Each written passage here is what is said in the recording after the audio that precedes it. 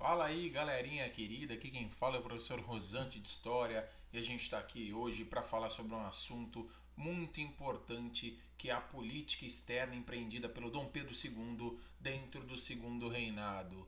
Então, se você analisa a figura do Dom Pedro II como um monarca administrador, você vai ter muita coisa positiva em relação ao que a gente tinha tido antes dele, que era o Dom Pedro I e a regência. Então você tinha realmente ele despontando como um grande administrador nessa época. Agora, o que você não tem é como livrar o Dom Pedro dessa mancha, dessa mácula enorme chamada Guerra do Paraguai. Mas a Guerra do Paraguai é um dos assuntos que a gente tem que tratar dentro da política externa brasileira no Segundo Reinado. E o primeiro assunto que a gente vai tratar é uma questão chamada questão Christie, uma questão diplomática que aconteceu entre o Brasil e a Inglaterra por conta da presença desse senhor aqui, o senhor William Christie, embaixador inglês no Brasil, que acabou entrando em atrito com o nosso querido imperador Dom Pedro II. E essa questão vai acabar rompendo laços de Dom Pedro com a Rainha Vitória inglesa. Então vamos analisar essa questão. O que acontece aqui na questão Christie? Entre 1862 e 65, Brasil e Inglaterra vão entrar num imbróglio diplomático, num entrave, e vão acabar rompendo suas relações diplomáticas, não econômicas, mas diplomaticamente você tem aquela ruptura até a questão ser resolvida. A grande questão é por que isso acontece? Se o Brasil era uma grande nação dependente da Inglaterra e vivia atrelado à economia inglesa, por que do nada então a Inglaterra vai romper ou o Brasil vai romper? Algo grave aconteceu. E na verdade não foi muito grave não. O que ocorre?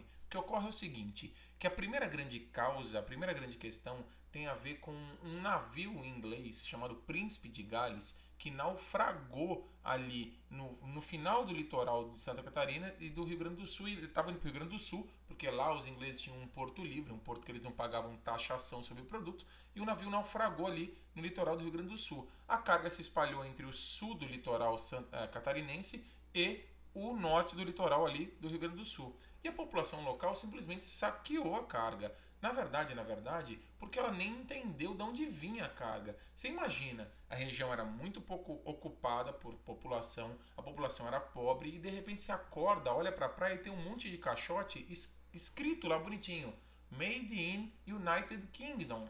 Os produtos mais caros do Brasil eram os produtos britânicos. De repente você tem caixotes abandonados na praia de produtos britânicos, sem dono. Porque você olha para o mar, não tem nada. Você olha para um lado, você olha para o outro, não tem ninguém tomando conta. Então, de onde veio aquilo?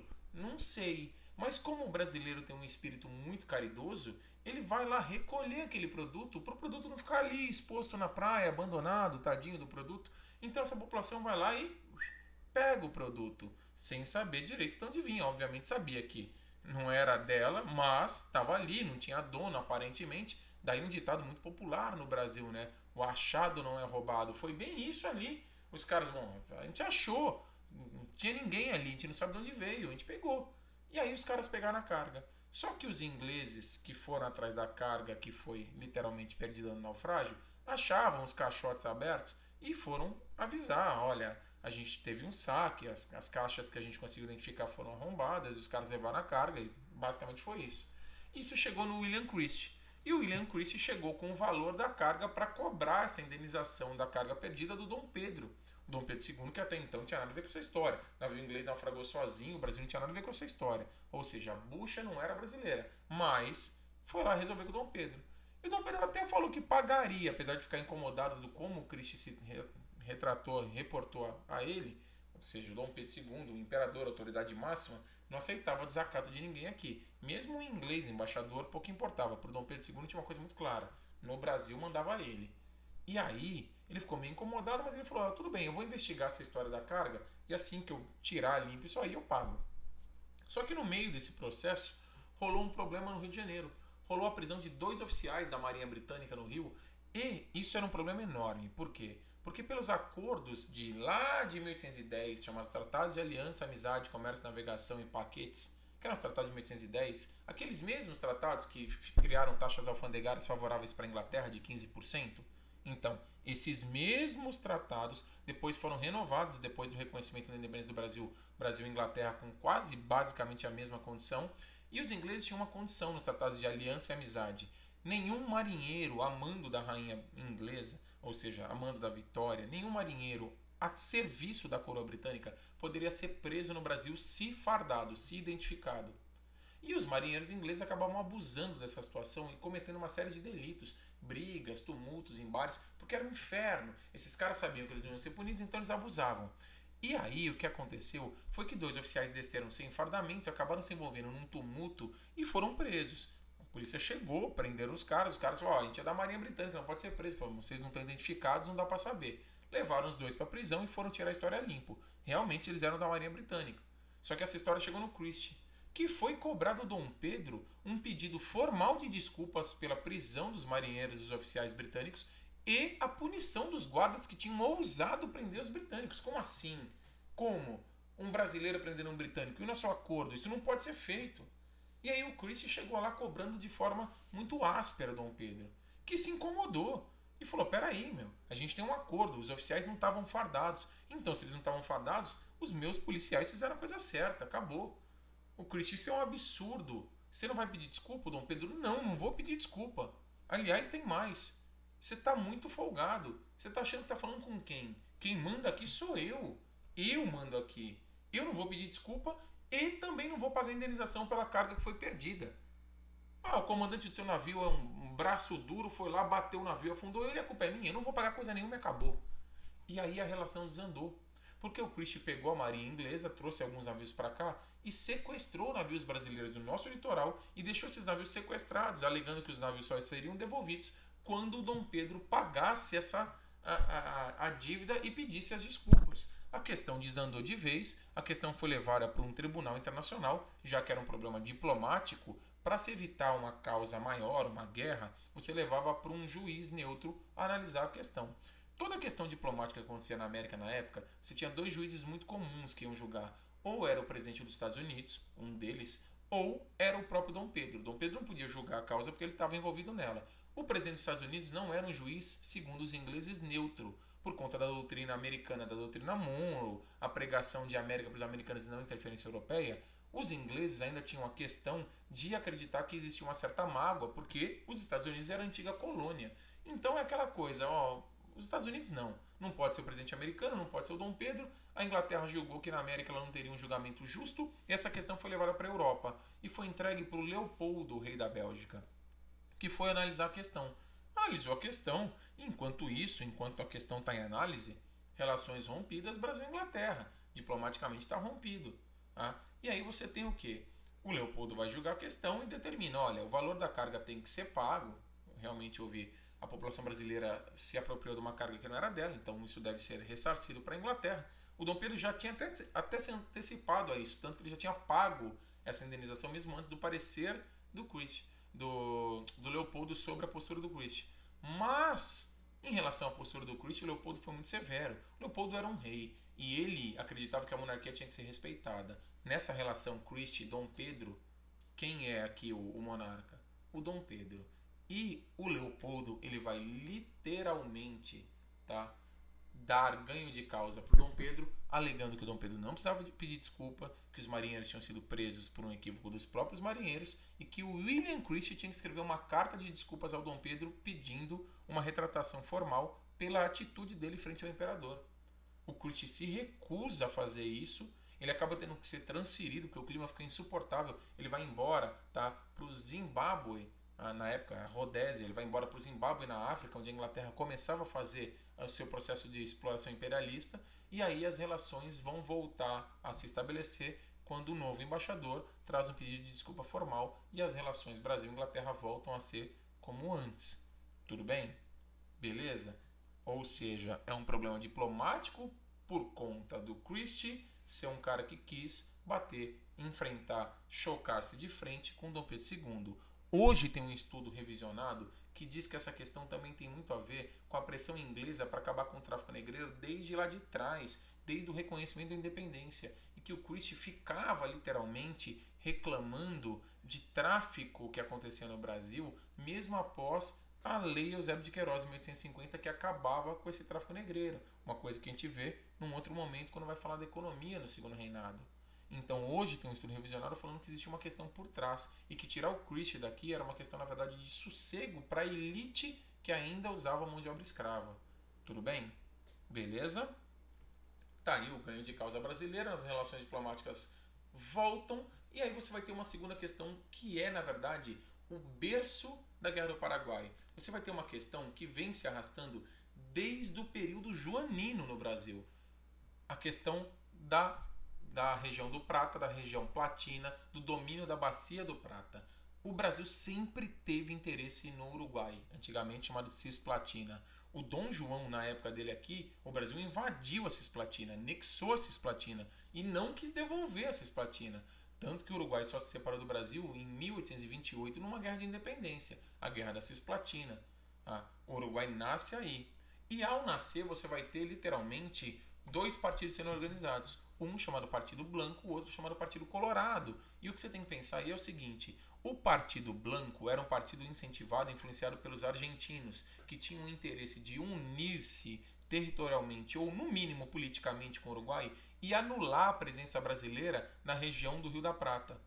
Já o Brasil apoia o Partido Colorado, a Argentina apoia os blancos, o Brasil apoia o Partido Colorado, que é o partido que atende aos interesses brasileiros e que os políticos vão estar vinculados a acordos brasileiros com acesso ao Rio da Prata. Para o Brasil era importantíssimo esse acesso ao rio, porque senão a gente não chegava no Rio Paraná, nem no Rio Paraguai, e aí não tinha acesso ao fim do território do Paraná, ao interior do Rio Grande do Sul e Santa Catarina. A gente não teria acesso ao Mato Grosso, que era um estado isoladíssimo na época. Então a gente precisava mesmo dos rios para conseguir levar produtos e tirar os produtos de lá e vender.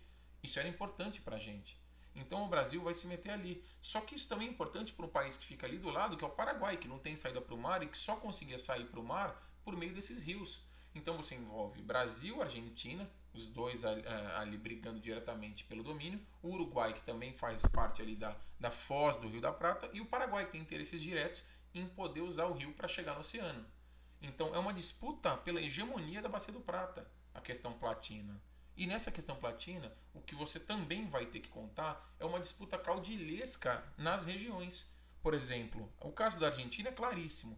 A Argentina tinha ali os caudilhos da região de Buenos Aires, os portenhos, como os argentinos falavam, e tinha os caudilhos da região do norte, de Entre Rios e Correntes, que era uma região muito hostil a esses portenhos e que disputava poder dentro da Argentina. Ou seja, eram os líderes locais, os caudilhos brigando por poder ali.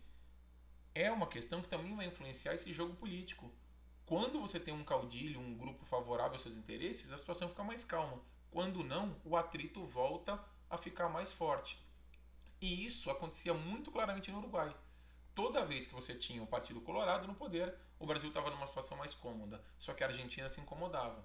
E aí, quando você tinha um Blanco no poder, o Brasil ficava incomodado. E nessa história de hora Blanco, hora Colorado, hora Blanco, hora Colorado, nessa disputa partidária rolando lá no Uruguai, num dado momento o que vai acontecer é os blancos vão chegar ao poder e por conta disso você vai acabar tendo uma guerra na região, que foi a Guerra do Prata, ou a guerra contra Rosas e Oribe, como muito vestibular gosta de chamar aqui no Brasil. Entre 1851 e 52 você vai ter uma disputa do Brasil e dos colorados uruguaios contra o cara que está no poder no Uruguai, um cara do Partido Blanco chamado Oribe, apoiado pelo ditador da Argentina, um cara chamado Juan Manuel Rosas. Então, o que vai acontecer nessa guerra? O Oribe Blanco ele vai se atrelar aos interesses argentinos e começa a exercer uma certa influência sobre o Rio Grande do Sul, que já era um estado rebeldinho no Brasil, que se sentia meio independente, isoladão, e que poderia cair nessa pilha dos portenhos e querer sair fora do Brasil se anexando aos caras. Então era um grande problema para o Brasil. O Brasil tinha que tirar esse Oribe do poder. Só que tirar o Oribe do poder era ir contra o interesse do Juan Manuel Rosas na Argentina, que estava ajudando militarmente, influenciando o Partido Blanco a fazer essa política mais restritiva ao Brasil. Então o Brasil vai apoiar um cara do Partido Colorado, um cara chamado Rivera, e esse Rivera, com a ajuda brasileira, vai acabar derrubando o Oribe. Só que aí o Brasil percebe que o problema não era o Uruguai, era o Rosas na Argentina, que voltaria a apoiar os blancos. Então não adianta derrubar o Oribe, você tem que derrubar também o Rosas. E aí o Brasil foi procurar aqueles caudilhos de Corrientes e Entre Rios que não gostavam do Rosas, que era portenho, para incentivar um tumulto, uma disputa por poder interna na Argentina. Coisa que o Brasil faz muito bem, porque os caras, os caudilhos do norte, da região de Corrientes, vão acabar derrubando o Rosas e aí o Brasil tem seus problemas resolvidos. Por quê? Porque você teve a deposição do Uribe e do Rosas. E aí o Brasil conseguia ter o seu acesso aqui pelo lado uruguaio do rio para subir aqui e continuar navegando até o Rio Paraná e o Rio Paraguai. Então para o Brasil era essencial que esses caras caíssem. E foi o que aconteceu. A gente derrubou o Uribe no Uruguai e o Rosas na Argentina, faz um acordo com um novo grupo que entra no poder na Argentina para que o Brasil pudesse usar o rio livremente, sem grandes dores de cabeça, e todo mundo está feliz. Só que eu te falei que isso permanece enquanto você tem um grupo favorável ao Brasil. E o tempo vai passar e o Uruguai de novo vai ter uma mudança de governo.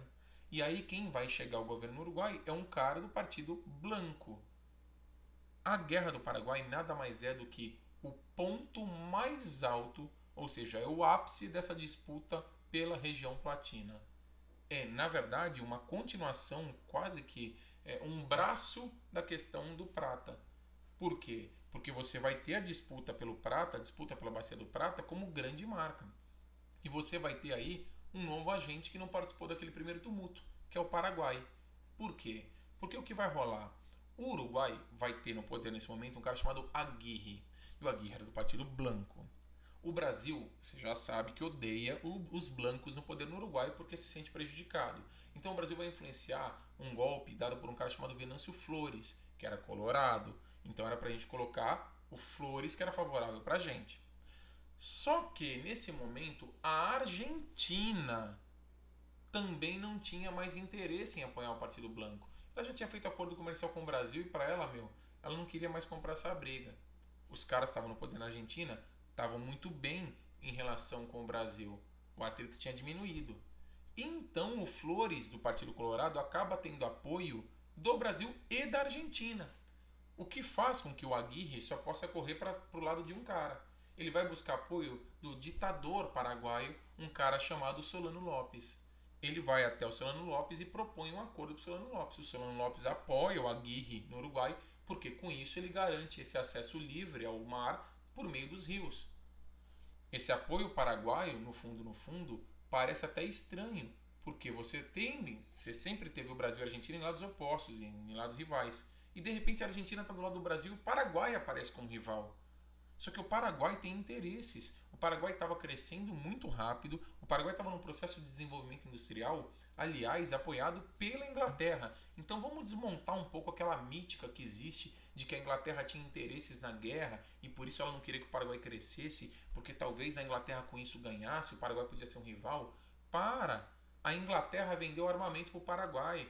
A Inglaterra trouxe um monte de engenheiro, de especialistas, de técnicos para ajudar no desenvolvimento do Paraguai. O Paraguai estava crescendo numa velocidade monstruosa e o Paraguai tinha um projeto industrial mesmo, só que era um projeto para, no máximo, tá, criar uma base industrial para fornecimento de produtos básicos.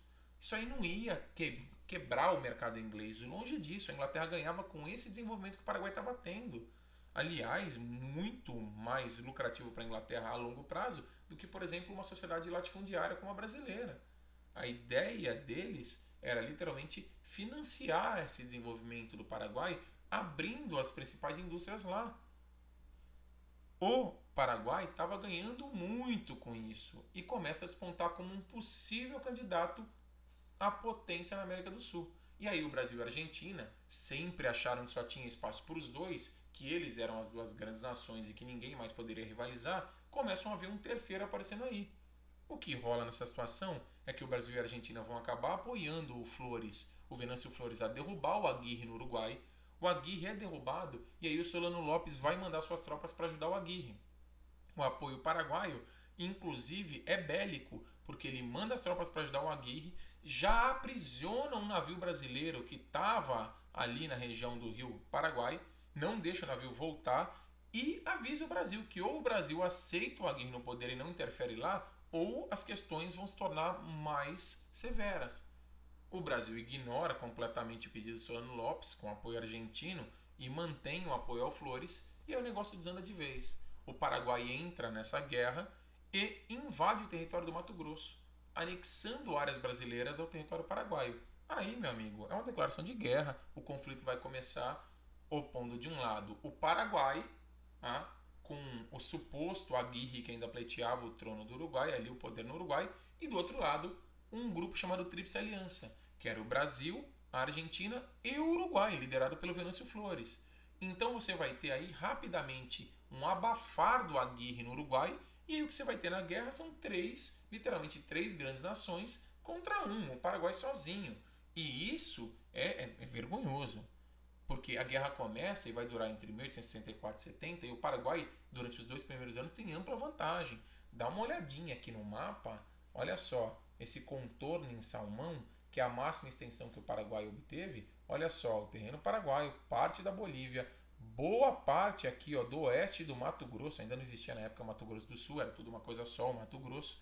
Ó, região aqui que ele estava em litígio com a Argentina, que seria ali perto onde hoje é a Tríplice Fronteira, tá? Que eles vão também anexar ali, garantido, vão tomar parte do Rio Grande do Sul, vão chegar até a fronteira com o Uruguai e parte da Argentina, ali principalmente a província de Corrientes. E aí, meu amigo, o negócio desandou para um conflito monstruoso. Foi o maior conflito militar da época na América do Sul.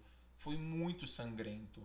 O Paraguai chegou a mobilizar cerca de 10% da sua população no exército, logo de cara. Você não tem número muito preciso, mas os números apontam para mais ou menos uma média de 40 mil soldados. O Paraguai tinha uma população aproximada de 400 mil. O Brasil tinha cerca já de 10 milhões de pessoas na época, tinha um exército ridiculamente pequeno, que representava 0,15% da sua população. A Argentina tinha um exército que beirava 1% da população. E o Uruguai estava com um exército um pouco maiorzinho ali, que beirava uns 2,5%. Mas a população uruguaia é muito menor, o que representava exércitos potencialmente maiores em possibilidade, mas que no começo da guerra são muito mal treinados e muito mal organizados. Ou seja, durante os 2 primeiros anos, a potência do Paraguai, o que o Paraguai tinha acumulado já de expertise, de desenvolvimento de indústria, de arma comprada, de nacionalismo desenvolvido graças a esse crescimento, fez com que a população paraguaia se engajasse nesse confronto e fosse para uma guerra que levava ampla vantagem inicial. O Paraguai realmente teve uma vantagem brutal no começo. Até 66 levava vantagem. Só que aí houve uma inversão. A inversão foi: olha, o Brasil tem que mudar o aspecto do exército, a Argentina tem que mudar a estrutura do seu exército. A gente tem que comprar armamento. E aí a gente vai comprar arma da Inglaterra, que já tinha vendido arma para o Paraguai. E a Argentina também vai fazer essa dívida para melhorar o seu exército. E aí a gente vai começar a recrutar soldados obrigatoriamente.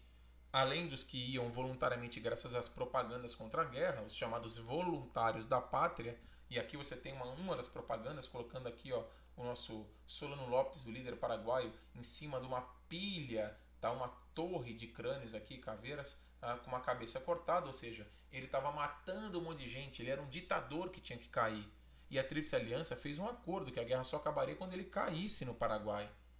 E aí, meu amigo, o Brasil reorganiza o exército, a Argentina reorganiza o exército, a gente vai levar negros para a guerra, prometendo para esses negros a alforria pós-guerra se eles voltassem vivos. Para os voluntários da pátria se prometia um soldo, um pagamento, tá? Que não era grande, até porque era um voluntariado. E, mesmo assim, o Brasil ainda muda regras para alistamento obrigatório. Ou seja, a gente vai levar as pessoas obrigatoriamente para a guerra. Até então, as pessoas não eram obrigadas a servir o exército, porque elas podiam prestar esse serviço militar forçado na Guarda Nacional. E agora, nesse momento, você vai ter esse alistamento modificado e os caras vão para a guerra. Aí o exército brasileiro fica muito grande, o exército argentino muito grande. E o Paraguai não tinha de onde tirar reserva de soldado. Então a guerra se estende, os paraguaios vão morrendo e o Paraguai vai tendo dificuldade de manter a guerra. A vantagem aliada supera o esforço, o nacionalismo e a garra dos paraguaios. A guerra poderia ter acabado em 1867, quando o Paraguai já tinha perdido todos os terrenos que ele tinha invadido e o Paraguai tinha aceitado a derrota e aceitado pagar indenização aos vencedores. Ia ser uma guerra que acabaria, o Paraguai ia falar: bom, tá bom, perdi, eu pago uma indenização para vocês e a gente vê aí como fica. Porque assim o Paraguai evitaria também uma invasão ao seu território. Só que o Dom Pedro não aceitou isso. A Argentina e o Uruguai vão sair da guerra em 1867, alegando que a guerra estava muito cara para ser mantida, o custo era muito alto, eles saem aceitando os acordos. E o Brasil não. O Dom Pedro fala que não vai sair porque a ideia era tirar o Solano Lopes, não deixar ele lá. Ele não era um cara confiável, então o Dom Pedro vai manter a guerra sozinho. O Brasil vai continuar essa guerra, o que significa um custo absurdo. O líder do exército brasileiro, o Duque de Caxias, vai invadir Assunção no Paraguai. Quando ele chega lá, ele decreta a guerra encerrada. Só que o Solano Lopes não estava lá.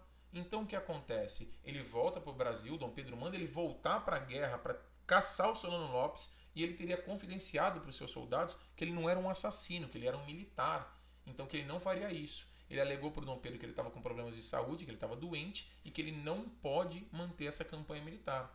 Ele é dispensado pelo Dom Pedro, vai para a guerra para liderar o exército, o genro do Dom Pedro, Conde d'Eu, um francês, marido da princesa Isabel, que vai liderar a tropa. Na verdade é que é um massacre, né? Não vai liderar a tropa nenhuma. O Duque de Caxias já tinha tomado a capital, você não tinha mais gente no Paraguai para lutar. O Paraguai estava recrutando crianças, ali jovens de 12, 13, 14 anos para lutar.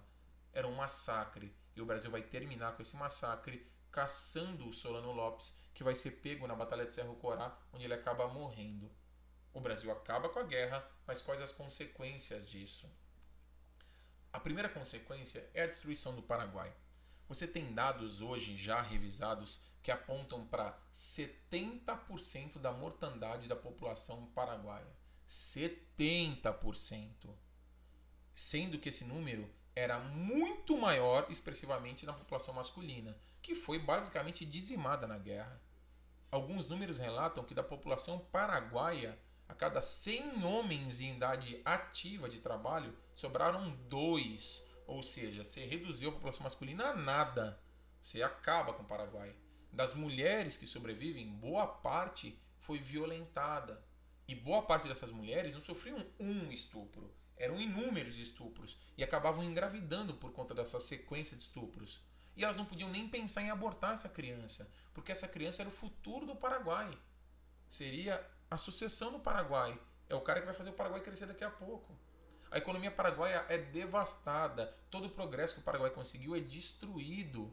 O Paraguai é jogado à lama. E aí tem um quadro chamado La Paraguacha, feito por um uruguaio, tá? O Juan Manuel Blanco, o Blanes, perdão. E o Juan Manuel Blanes, ele vai fazer esse quadro, tá? A Paraguaia, né? O La Paraguacha, que é uma mulher no Paraguai ao fim da guerra. Olha só o cenário ao redor dela. Homens, crianças mortos, aves de rapina ao fundo já comendo os corpos, apodrecendo, carroças ali quebradas. Olha, é um cenário desolador, devastado. O Brasil destrói o Paraguai. Tudo bem? O Brasil se afirma como potência hegemônica na América do Sul, mas a um custo da destruição do país vizinho.